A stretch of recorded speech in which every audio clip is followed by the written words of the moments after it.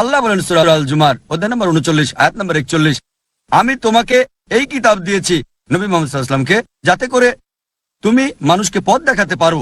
কোরআন বলছে না যে কোরআন নাজিল করা হয়েছে নবী মুহাম্মদ সাল্লাল্লাহু আলাইহি সাল্লামের উপর শুধু মুসলিম আরবদের পথ দেখাতে, বলছে যাতে সমগ্র মানব জাতিকে পথ দেখাতে পারো। তারপরও কিছু মুসলিম রয়েছে যারা অমুসলিমদের কোরআন পড়তে দেয় না, এই ভেবে যে এই অমুসলিম কি বুঝবে কোরআনের,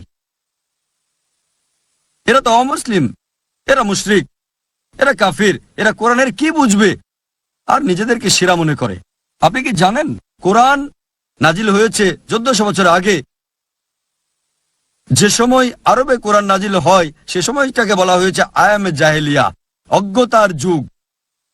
আর কোরআন নাজিলের আগের সময়টাতে আরবরা পৃথিবীর সবচেয়ে অজ্ঞ জাতি হিসেবে পরিচিত ছিল। চিন্তা করেন, এই কোরআন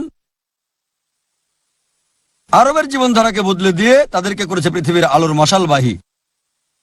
তাই কোরআন যখন 1400 বছর আগে এই লোকদের বদলে দিয়েছে, তাহলে কেন এখনকার সময়ের অমুসলিমদের বদলে দিতে পারবে না? এখন তো অন্ধকার যুগও নয়, ইতিহাস আমাদের বলে সেটা ছিল আয়ামে জাহেলিয়া, অন্ধকার যুগ।